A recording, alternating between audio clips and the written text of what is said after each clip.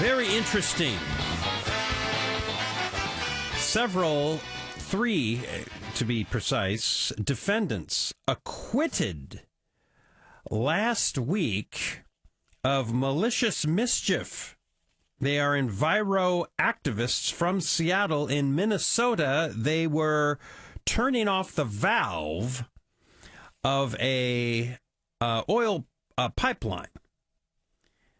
And Dan Turner, not pleased with the decision that they were basically acquitted because the judge said, well, they didn't really damage the pipeline by, cutting through the chains and then turning the valve. I wanted to get his take on this and see what he thinks is going to result as because of this ruling. Hello there, Dan.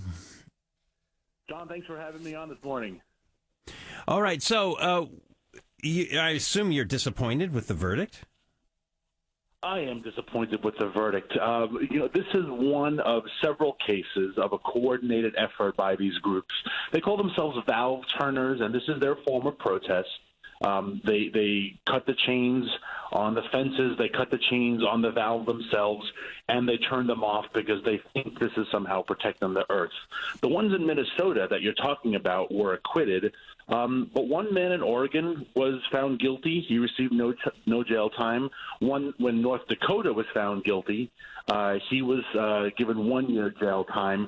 So there's been different verdicts in different states, but this was 4 states' simultaneous coordinated effort. What damage do they do when they turn the valve?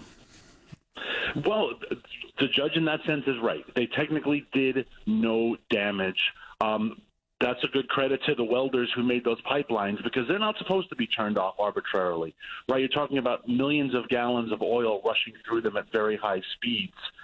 And what would have happened if they exploded? What would have happened to the community where these pipelines go through? And so there is a huge risk involved. The fact that no damage was done, did they not break public property? Did they not trespass? And I think it sends a signal to crazy environmentalists that behavior like this is now tolerated. So you do have one resource you could play, and that is you could sue them.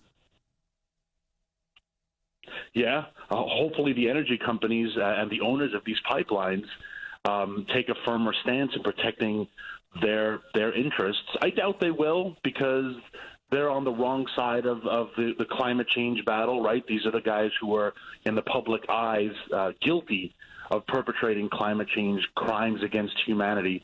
So they probably will just dismiss it and let it go. But that's a huge risk because this type of thing will happen over and over again. And this is coordinated, right? The women you were talking about are from Seattle. They went to Leonard, Minnesota. Now, I don't know if you know where Leonard, Minnesota is, or if your listeners do.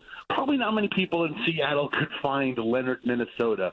But somehow these 3 women managed to find it, get there, get a hotel. They knew exactly where to go. They had the equipment. This was not a random protest where someone scribbled on a sign and stood on the street corner. This is orchestrated and planned, and that's the dangerous part. There are people behind it, and we need to stop it. Now, their legal defense came from the Eugene, Oregon-based Civil Liberties Defense Center. Do you know that if they were sponsored by an organization? They were sponsored by an organization which engages in this sort of activism. Who funds it is a larger question. That's what I was getting. Who pays for their to. attorneys? Yeah. Right. Got to follow the money trail. I would be curious if I were the prosecutor, or if I were the attorney for the company itself in the discovery process.